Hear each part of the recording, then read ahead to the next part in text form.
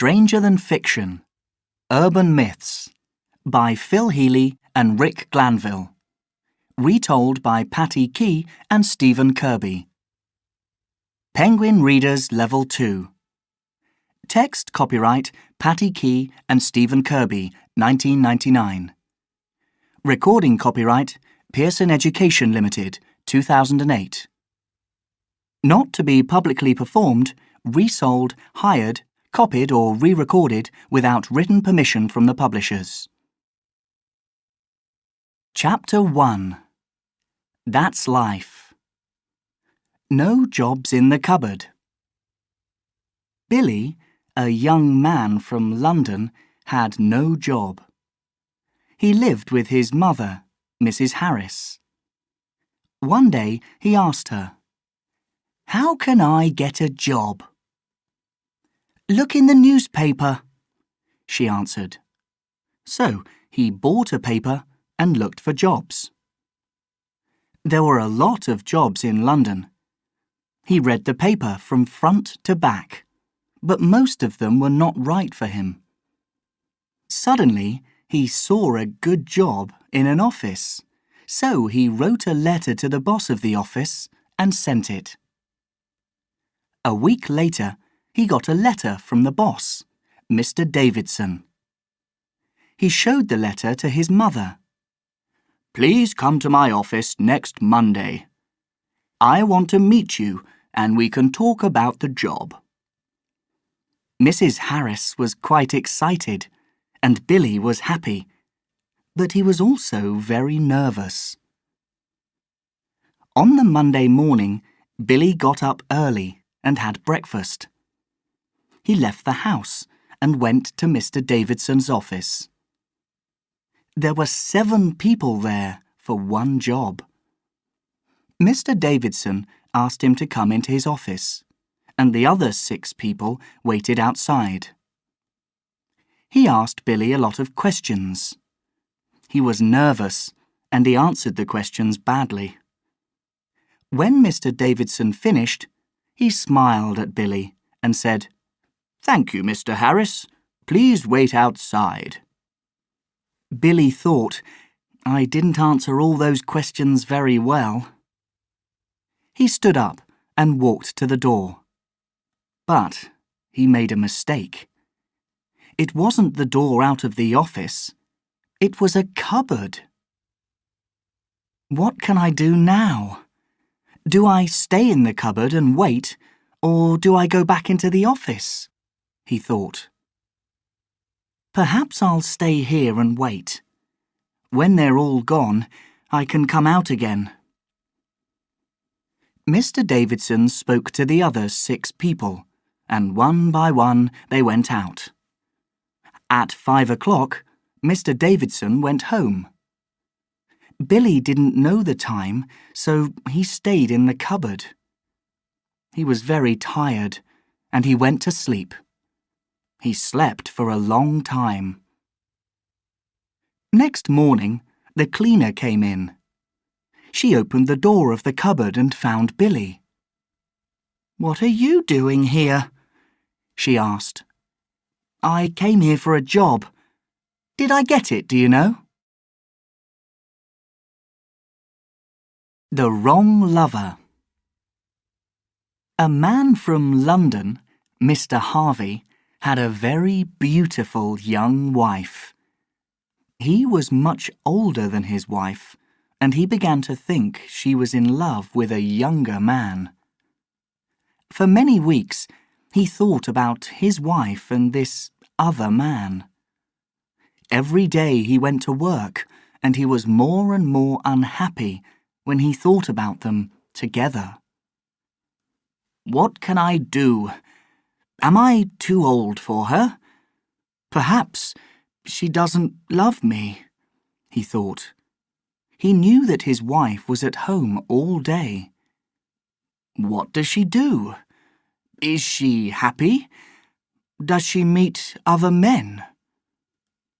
One day, Mr. Harvey thought, "I'll go home in the afternoon. I don't usually arrive home at this time, so perhaps I can catch my wife with her young man. He arrived at his house at 2:30 that afternoon, and he was very angry because there was an expensive red car in front of his house. "That's the young man's car," he thought. He sat in his car and made a plan. "I know. I'll break the windows of the car." He found a small, heavy box in his car, and he broke every window of the red car with it, and the lights. After that, he sat and waited. 5 minutes later, a young man came out of Mr. Harvey's house and said goodbye to the beautiful Mrs. Harvey. Then, this young man walked across to a big tree in the front garden, took an old bicycle, and rode away down the street.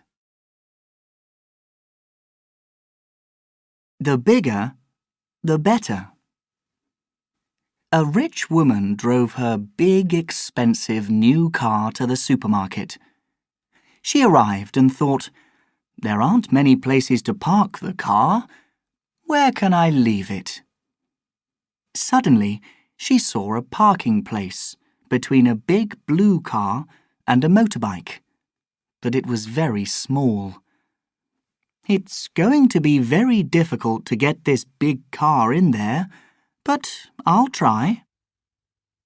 At the same time, 2 young women in a small old car came to the supermarket.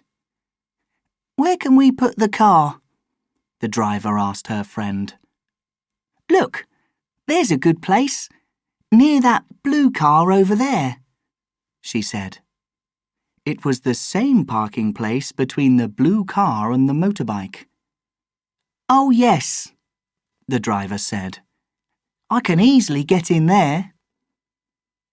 The rich woman started to turn her car into the parking place. "I hope I can get in there," she thought. Suddenly, the 2 young women drove into the parking place in front of her. The driver opened the window, looked at the rich woman and said, "When you learn to drive that big car, then you can do that too." The rich woman was very angry, but she said nothing. She turned her car and drove back as far as she could. Then she drove fast at the small car and hit it hard. She broke the lights and other things on the small car. She opened her window and called to the 2 young women. "When you have money, then you can do that too." Cheap and easy. In a small town in the north of England, there was a big library with a lot of interesting books in it. People in the town could take the books home for 4 weeks and read them. They could have as many as 4 books each time. Different books about animals, boats, cooking and holidays or love stories. And then they had to take them back to the library. Every year, the library bought more and more books, and soon the building was too small for all the books. One morning in early autumn, the boss said, "November the 28th is a big day for us. We're going to move to a new library building. It's a much bigger and better building, but there's one difficult problem. It's going to be very expensive to move all our books to the new building. Where are we going to find the money and the time?" the boss asked. The people in the library thought about this problem. One evening, 5 weeks before November the 28th, a young woman thought of a good plan. She went and talked to the boss about it. He was very interested, and together they planned it all carefully. 2 weeks later, The boss told the people about the plan. Between now and November the 28th, everybody can take 6 books home, not 4 books as usual, and they can have the books for 6 weeks, not 4. Everybody in the town was very happy, and they took 5 or 6 books home. After 2 weeks, most of the books were out of the library. On November the 28th, the big day arrived, and they moved to the new building. It was quite easy because they had only a small number of books to move there. In the month after the move, everybody took their books to the new library. The boss was very happy because it was quite cheap to move and it was quick and easy too. Watch the water. In an important game of golf, Willie Fraser, one of the best players, had a bad day. First, he hit the ball into the trees. Then he made a mistake, and his ball hit another player. After that, he hit the ball badly every time. This isn't too good. I must be more careful, he thought. The first half of the game went badly. He lost 5 balls. A friend watched him and said, "Perhaps you'll have better luck in the second half." "Wait and see," Willie answered. He wanted to play well for this important game, but everything went wrong in the second half too. He lost more balls, he hit more trees, and then he hit the ball near a river. He walked up to the ball and hit it again. Everybody stopped to watch the ball. Will it go into the water? Perhaps he'll be lucky. But Willie wasn't lucky. His ball went into the water. He took his golf bag and threw it into the river after the ball. "Never again. That's it. I'm finished with golf." And he walked away angrily to his car. Suddenly he stopped, turned, and walked back to the river. All the players stopped again and waited. Willie arrived at the river and walked very slowly into the water. He stopped and carefully put his head under the water. "Oh no," his friend thought. "This is dangerous. I must help him." The friend ran to the river and was ready to jump into the water after Willie, when suddenly Willie found his golf bag, opened it, pulled out the keys of his car, climbed out of the river and walked away. Hit and hear. Charlie, a man about 75 years old, often went to a bar in London and met his friends for a drink. He liked a beer or two, and he also liked to talk and laugh. In the bar, he and his friends remembered the old days and told stories about when they were young. Charlie had one big problem. He couldn't hear anything in his left ear. When his friends spoke to him, they had to sit on his right. He couldn't hear anything because of an accident. He was quite young at the time. One day in 1930, when he was a small boy, he was on a bus in Liverpool with his mother. The bus hit a car, and young Charlie hit his head on the floor. From that day, he could only hear in his right ear.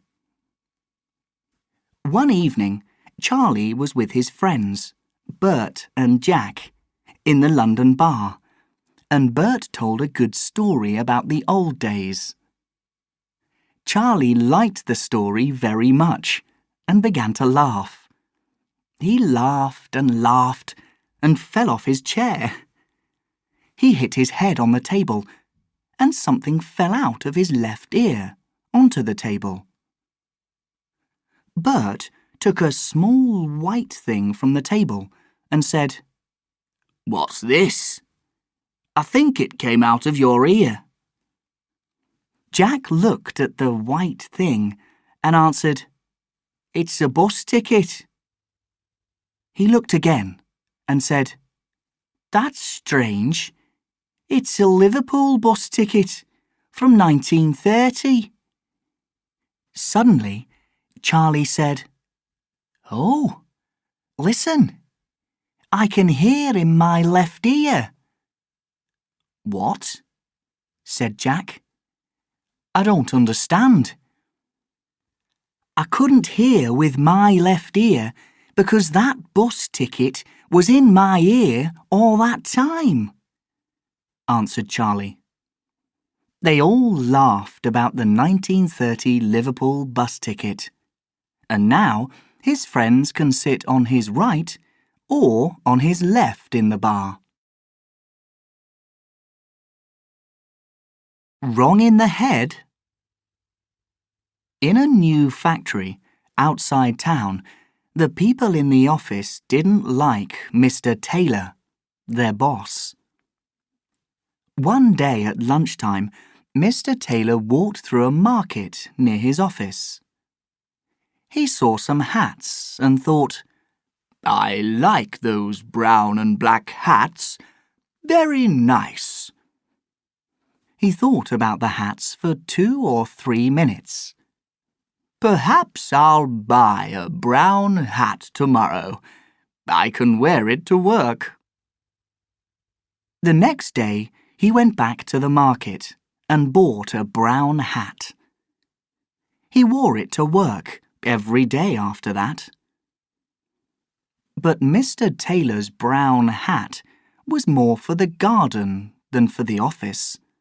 So everybody in the office laughed at him about it behind his back.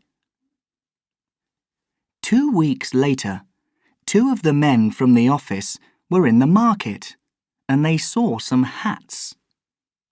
"Look at those hats. They're the same as the boss's new hat," one man said. "That's right. He's got a brown one," the other man answered.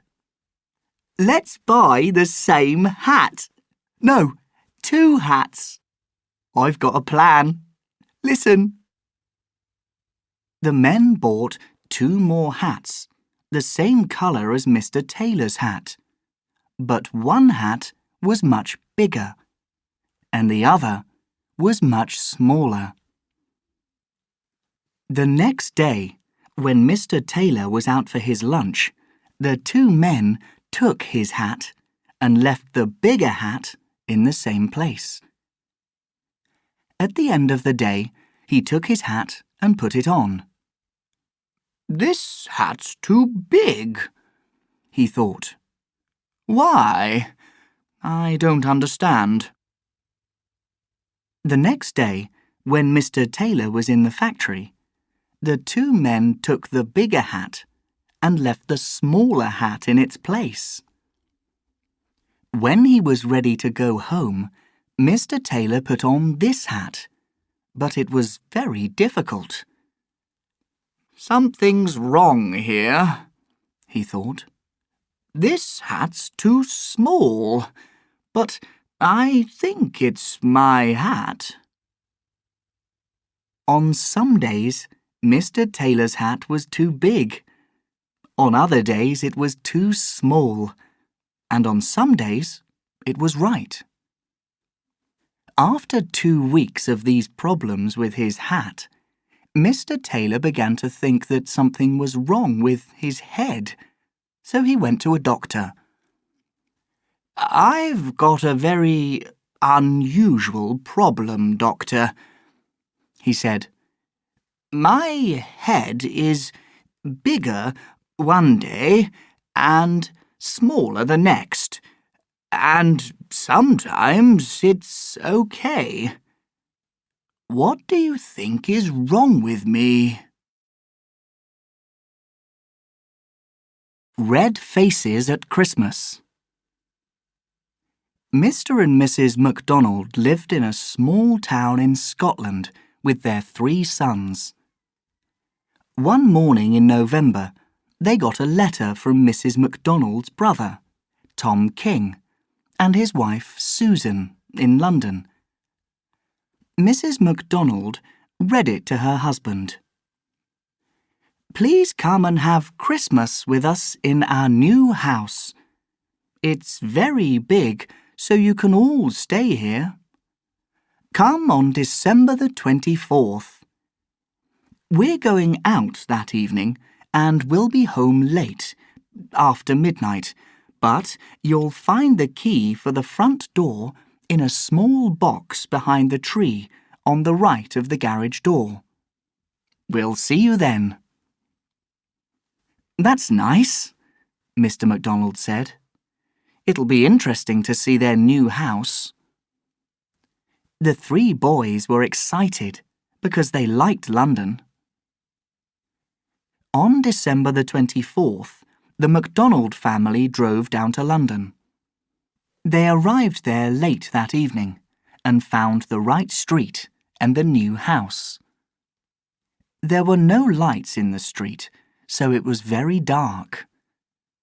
Mr. MacDonald parked the car in front of number 22, and they all got out. "Right," he said. "First, let's find the key." Mrs. MacDonald said to the boys, "Go and look for the key in the box behind the tree. It's on the right of the garage door." The boys came back after 2 or 3 minutes. "We can't find the key. We looked carefully, but it isn't there," the oldest boy said. "What do we do now?" Mrs. MacDonald asked. "There are no lights in the house." "Remember Tom's letter. They'll be home very late this evening, after midnight," Mr. MacDonald said. "Perhaps the front door is open. Let's see." They were lucky. The front door was open. They went in and turned on the lights. They went through to the kitchen. Everything was new. Mrs. MacDonald made some tea, and they sat in the front room and drank it. Mr. MacDonald looked at some photographs on the desk. He turned to his wife and said, "I don't know any of the people in these photos. Do you?" Mrs. MacDonald looked at them and answered, "No, it's not my brother and his family. Perhaps they're photos of their friends." They finished their tea and went up to the bedrooms. They were tired after the long drive from Scotland, so they all slept well. The next day was Christmas, and the MacDonald family came down for breakfast. They went into the kitchen and saw a man and a woman there, but they didn't know them. "Who are you?" asked Mr. MacDonald.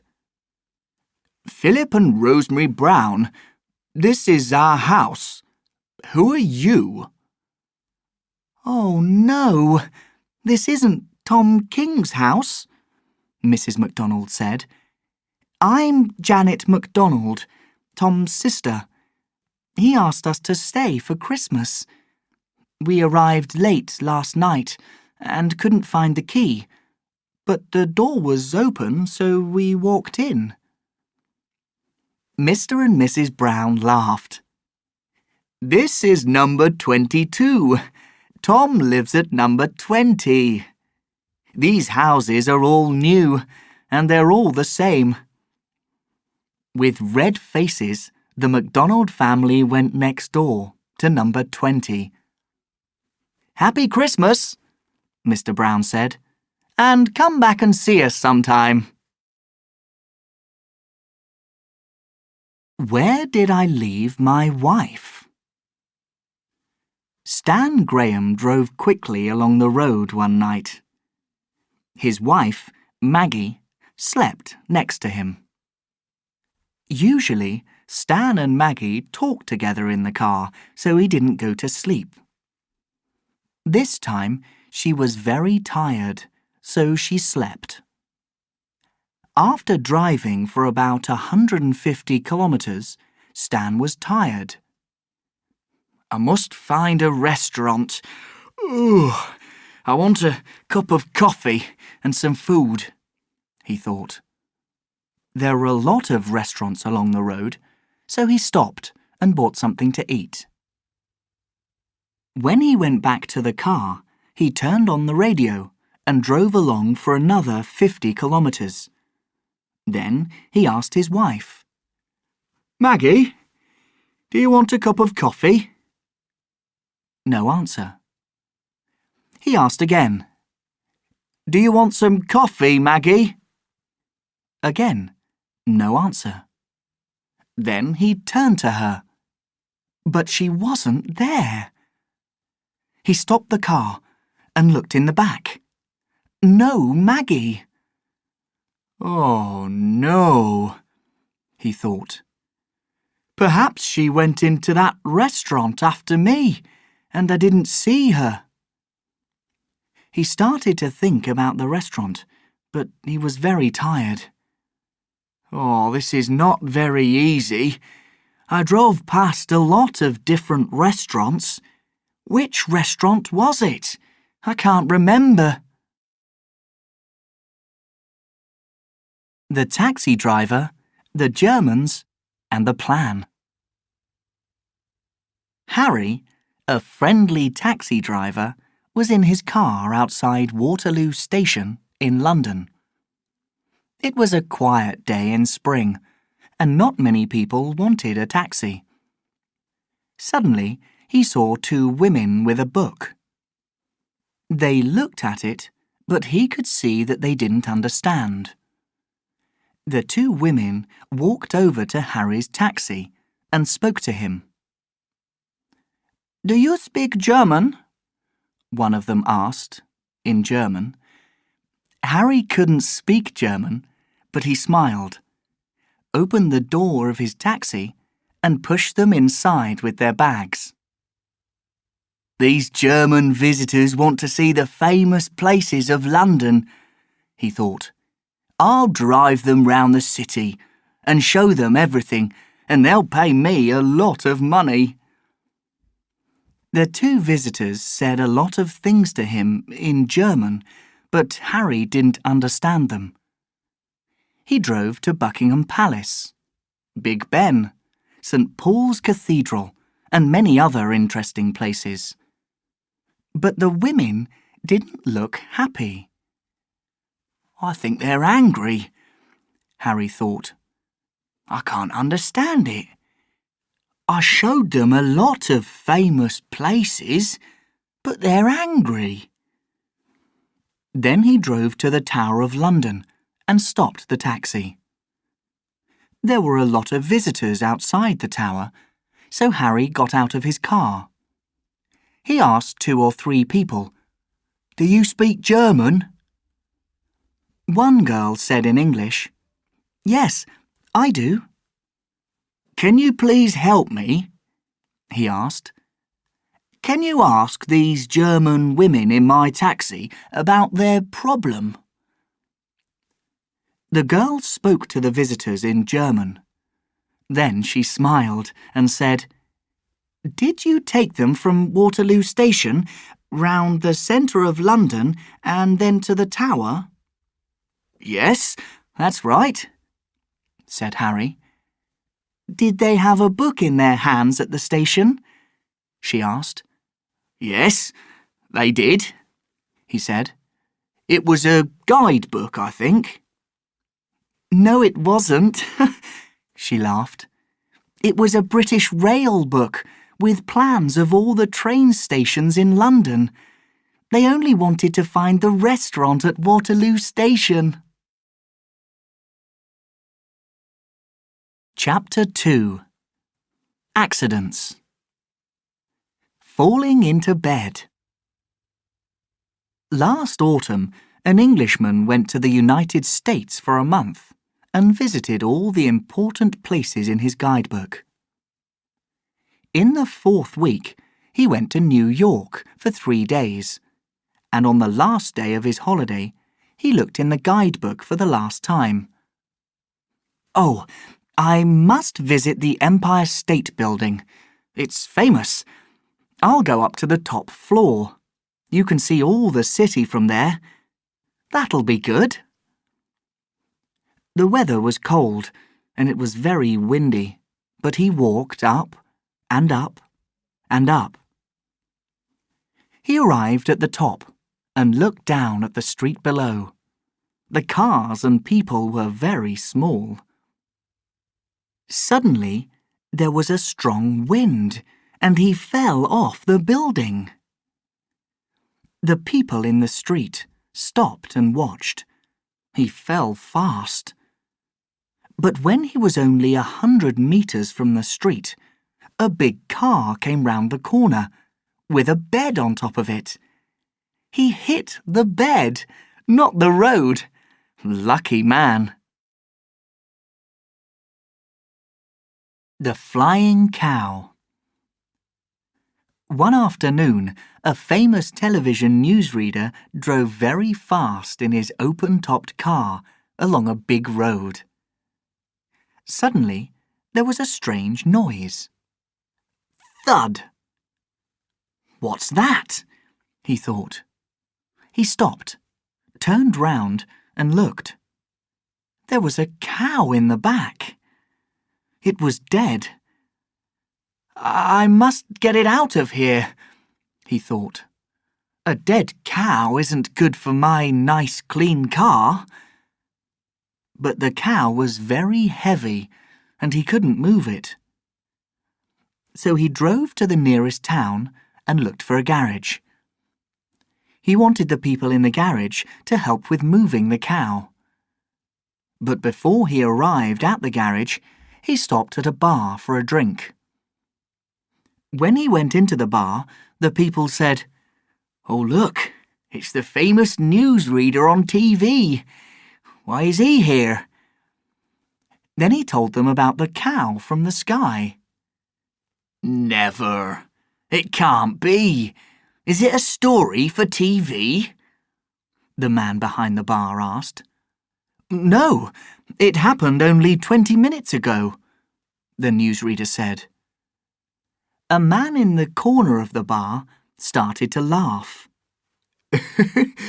20 minutes ago, I drove across a bridge over the big road," he said. "There were some cows in the road. I hit a very big cow. It fell off the bridge onto the road below. I stopped and looked for it, but I couldn't find it. Now I know. It fell into your car, and you drove away with it." Look before you jump. Some years ago, Peter, a young man from a small town, wanted a motorbike.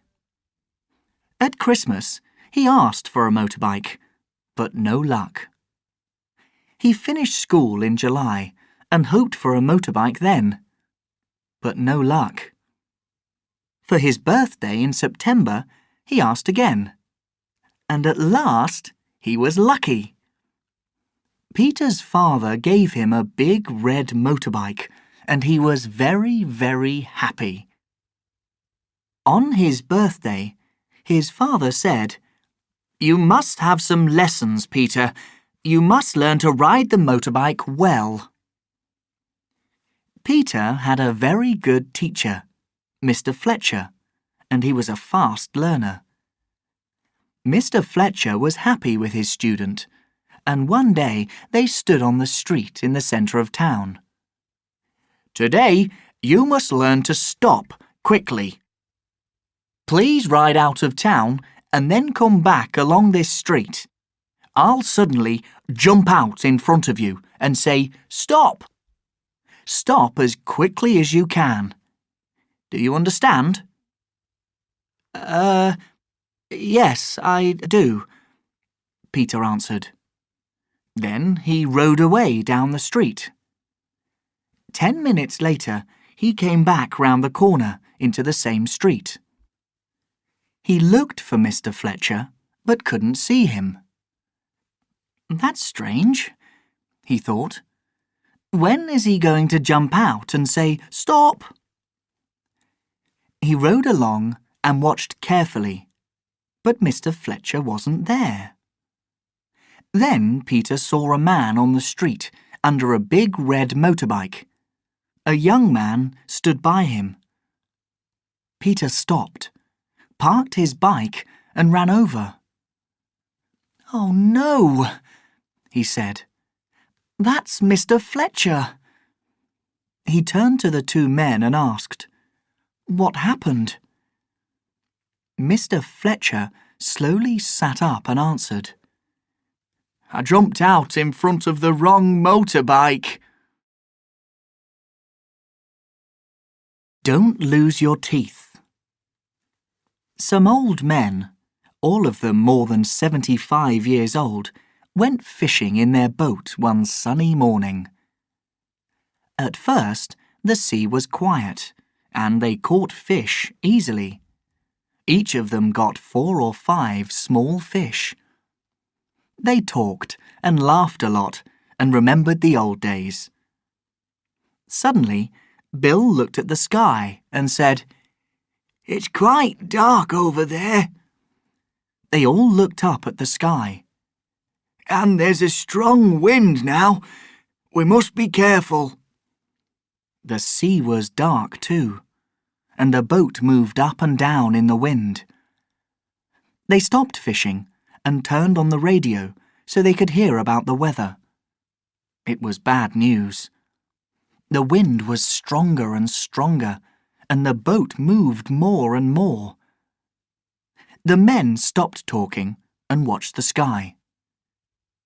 Then Bill was ill and lost his breakfast into the water, and his false teeth went in too. "Oh no," he said. "My teeth went into the water too. What can I do?" "Oh, bad luck, but you can't do much about it," his friend Fred answered. "Perhaps a fish will swallow them." And he laughed. Later, when the sea was quieter, the men started fishing again. After 10 minutes, Fred caught a very big fish. "Look at this," he said to his friends. "It's quite heavy, 6 kilos or more." He cut the fish open, took out his false teeth and put them inside the fish. Then Fred gave the fish to Bill and said, "Hey, look, here are your teeth, Bill. This fish swallowed them." Bill took the teeth out of the fish and put them into his mouth. Then he took them out again, smiled at Fred and said, "No, they aren't my teeth. They're too big." And he threw the teeth into the sea. Never leave your name. One Saturday afternoon, an old woman, Mrs. Roberts, sat in the park in the centre of town and talked to her friend, Mrs. Jones. They watched the people and talked about life in the town. There were a lot of cars on the road, and one young man parked his new red car near the two women and went off to the shops. After 5 minutes, a big black taxi came fast round the corner of the street and, crash, it hit the red car. "Oh no! Look at that young man's car," Mrs. Roberts said to her friend. "Yes, it's not too good," Mrs. Jones answered. The taxi driver stopped and got out. He looked carefully at the red car and thought, "I'll leave a letter on the front window.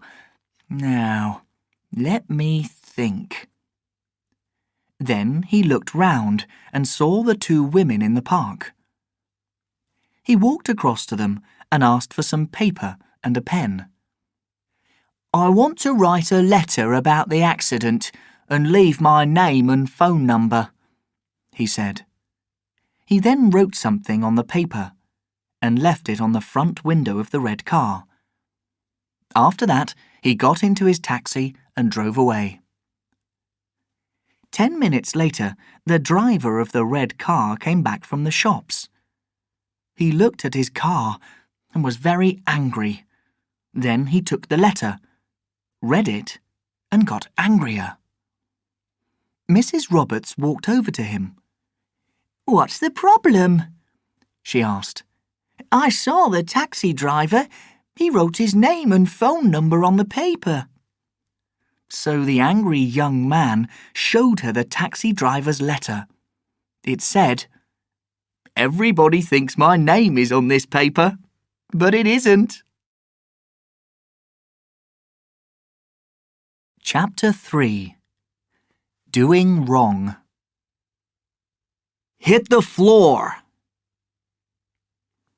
Jenny and Robert Slater were on holiday in America. They were young, and it was their first time away from home in England. They had a car and visited many famous and interesting places. "I want to see New York," Jenny said one morning. "Let's go there." I don't know, love. Everybody says New York's a dangerous place, and there are a lot of very strange people there," her husband answered. "We'll be careful," said Jenny. "Then we won't have any problems." So, they arrived in New York early in the evening and found a hotel. Later, they went out and drove round the streets. They didn't have any problems. "See?" Jenny said. "Nothing to be afraid of." They had dinner in a good restaurant and then went to a cinema. They arrived back at their hotel at midnight. Under the hotel was a garage, so they drove into it and left the car.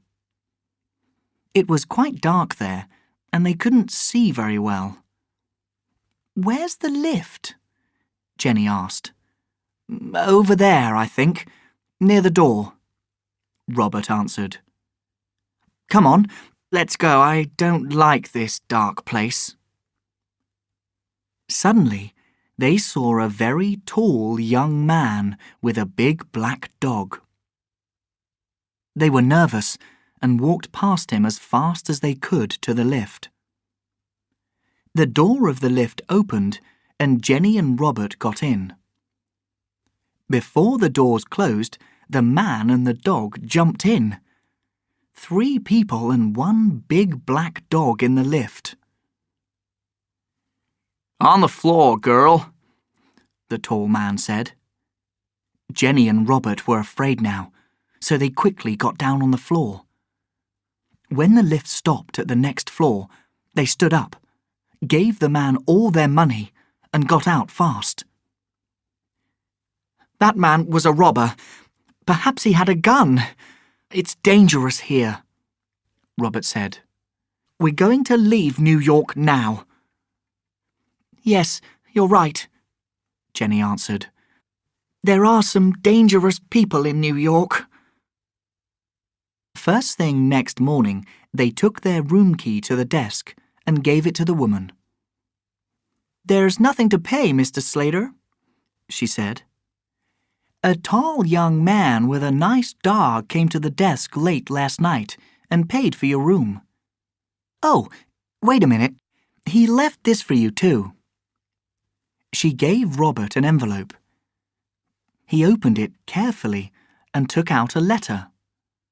They read it together. "Here's your money, and I'm very sorry you were afraid in the lift last night. Girl is the name of my dog." Biker at the bank. Joe is a very lucky man. He loves motorbikes and he loves his job. He's lucky because he rides a motorbike in his job in London.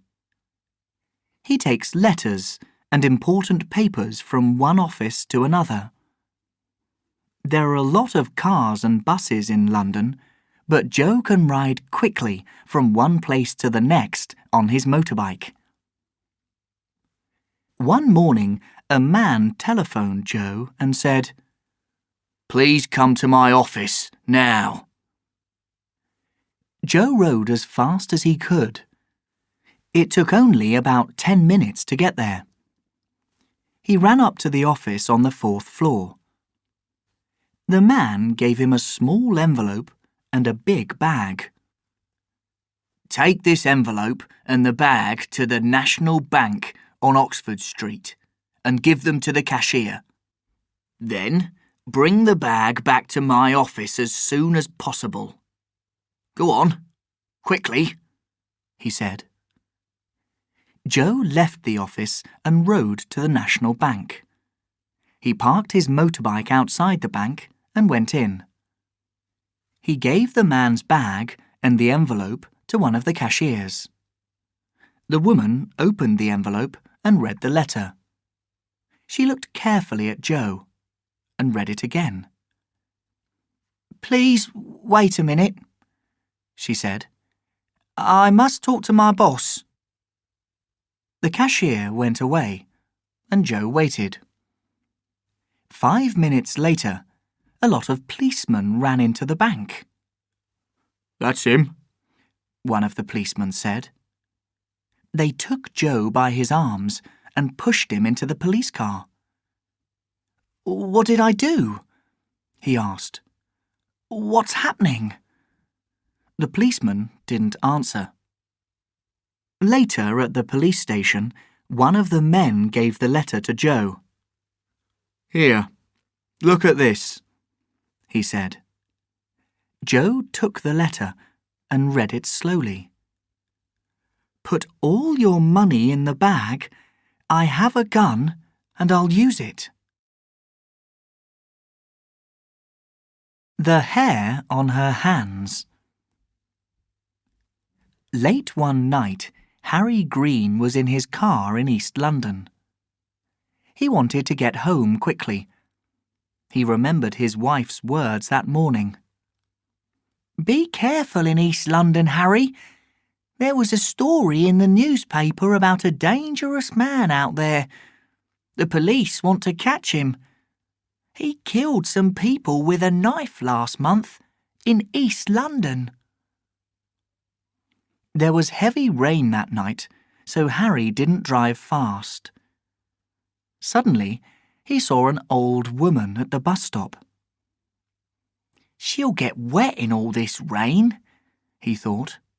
So he stopped the car, opened the window and spoke to the woman. "Do you want me to take you somewhere? You'll get very wet there at the bus stop." She answered and got into the car. Harry talked to the old woman and asked her a lot of questions, but she only said, Then he looked at her more carefully. She had a big bag in her hands. It was old and dirty. "She's got big, strong hands, and a lot of black hair on the back of her hands. That's very strange," he thought. Harry started to think. Those big hands, all that hair on them, and then he remembered his wife's words that morning. "What can I do?" he thought. "I must get her out of the car, and that big bag." Harry turned to the woman and said, "I think I've got a problem with the lights at the back of the car." He stopped the car and asked, "Can you get out and look at them for me? I don't think they're working."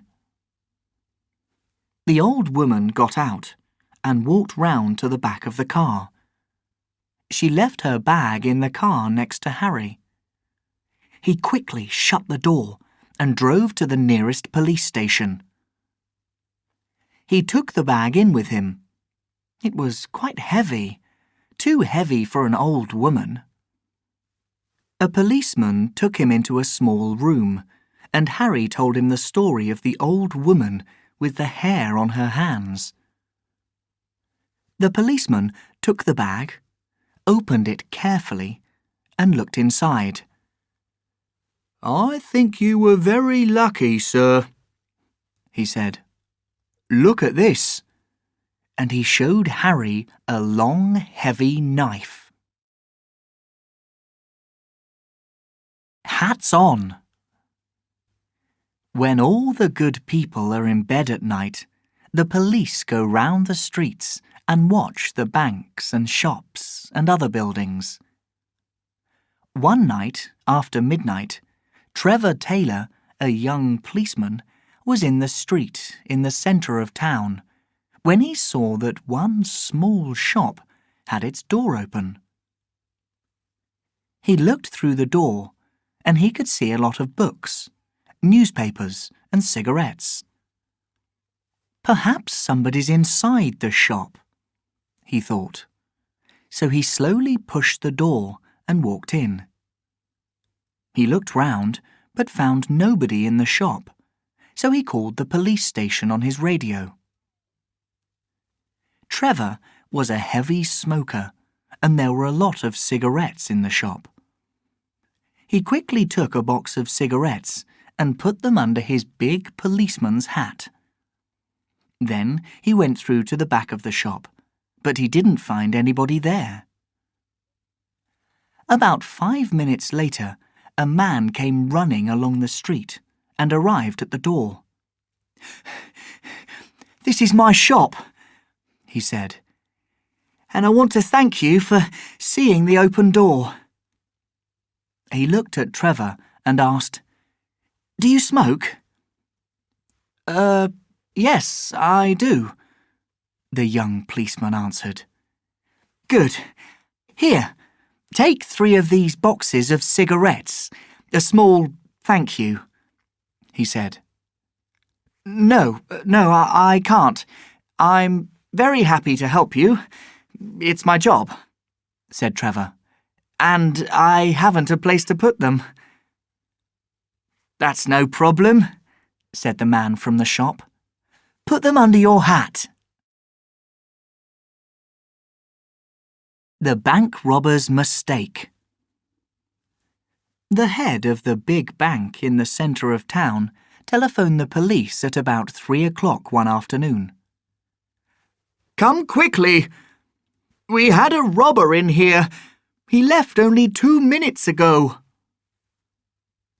It was very easy to catch this bank robber. When the police arrived at the bank, the cashier told them about the robbery. "It was all very sudden. This man came into the bank and walked over to my window. He pushed an envelope across the desk to me with some words on it. 'Give me all the money, I've got a gun.'" "What did you do?" asked the policeman. "I looked at the envelope for a moment. I was quite nervous. Then I gave the robber all the money in my desk. It happened very fast. He ran out with the money in a green bag," she answered. "Oh, here's his envelope." And she gave the policeman the robber's envelope. When the robber left the bank, he went home. It was 3:30. He turned on the radio and listened to the news, but there was nothing about the robbery. But half an hour later, when a police car arrived at his house, he knew something was wrong. "How did you find me?" he asked. "It was easy," answered one of the policemen. "The cashier gave us your envelope with your name and address on it. So, here we are." Chapter 4. Living and Dying. Dead cold. In the old Soviet Union, Russia, it was often hard to buy food. Meat was the most difficult thing to find. When people wanted to buy something, they usually had to wait in a long line before they could get it and pay for it. One day in Moscow, some years ago, there was the usual long line of people at the cashier's desk in a shop. It was winter, and the weather was quite cold. In the line, there was an old woman with a very big hat on her head. She waited quietly with the other people, but then suddenly she fell to the floor. "What's wrong with her?" somebody asked. "Get a doctor," another person said. One man in the line was a doctor, so he quickly went over to the woman on the floor. He looked at her carefully and took her hand. Then he took off her hat. Under it was a frozen chicken. "Oh, that's very sad," the doctor said. "I think she took the chicken and put it under her hat because she didn't have any money to pay for it." But the chicken was too cold. She had a frozen head. The chicken killed her. Coat from the Dead. One evening, a man called James was on the road from Oxford to London. There weren't many cars on the road because it was late. Suddenly, in the lights of his car, he saw a woman by the road. She was quite young and very pretty. "It's dangerous to walk along the road when it's dark and late," he thought. He stopped, opened the window, and asked the young woman, "Where are you going? It's dangerous to stand here at night. Perhaps I can take you to London with me." The young woman didn't answer, but she opened the door of the car and got in. James asked her a lot of questions. "What's your name? Where do you live? Why are you on the road at night? Is your family in London? Where are your friends? Have you got any money? Are you hungry?" The young woman sat next to James, but she said nothing. Not one word. She only looked at the road. Soon, James stopped asking questions, and they drove along without talking. Coming into London, there were more cars, and James had to drive more slowly. Suddenly, the young woman started to open the door, so James stopped the car quickly.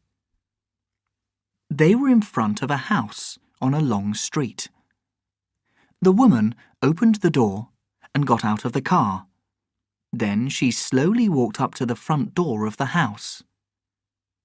James watched her and thought angrily, "She didn't say thank you." 3 days later, he opened the back door of his car and found a coat. "This isn't my coat," he thought. Then he remembered the young woman. Perhaps it was her coat. He had to drive to London again that evening, so he thought, "I'll take her coat back. I remember the street and the house." He drove there, parked in front of the house, and walked up to the door. An older woman answered. "Does a young woman live here?" he asked. "I think this is her coat. She left it in my car 3 days ago." The woman looked at the coat and began to cry. "That was my daughter's coat." "Here, please give it back to her then," James said. "I can't," the woman said. "She's dead." "Dead?" said James. "Yes, She died 5 years ago." 5 years ago? James asked quietly. "Yes, on the road between Oxford and London, in an accident," the woman said. Beer today, gone tomorrow. John Buss lived in Manchester with his grandfather, Frank, an old man of 92. But Frank wasn't happy. He was in hospital. He didn't like the noise in the hospital very much, and it was too hot, he told John when he visited his grandfather one afternoon. "Can I bring you something when I come next time?" John asked. "I can visit you again tomorrow." His grandfather answered quickly, "Oh, yes, please. Bring me some beer," he said very quietly and looked round carefully. Nobody heard him, only John. "I usually drink 2 or 3 beers every day, but they don't give me any in this place." "But, Grandad, you can't drink beer in here. You know that. The doctor told you." I know. Be careful. Put the beer in a bag, then nobody will see it." So the next day, John went back to the hospital with some bottles of beer in a bag and gave it to his grandfather. The old man looked in the bag, smiled and said, "Oh, thank you, John. Thank you. Now I'm happy." Frank opened a bottle and drank it. He opened a second bottle and drank it. After that, he opened a third bottle. 2 days later, the doctor telephoned John. "I'm sorry, Mr. Buss, but I have some sad news for you. Your granddad died last night. But he was happy. He had a smile on his face." John laughed because he remembered the bottles of beer. His grandfather liked beer, and he was always happy with a bottle in his hand. "Did you bring him some beer?" the doctor asked. Yes, I did," John answered. "He had 2 or 3 bottles 2 days ago." "Oh, I see," the doctor answered. "He was happy because he had some beer." "But I don't understand," John thought. "I took him long life beer."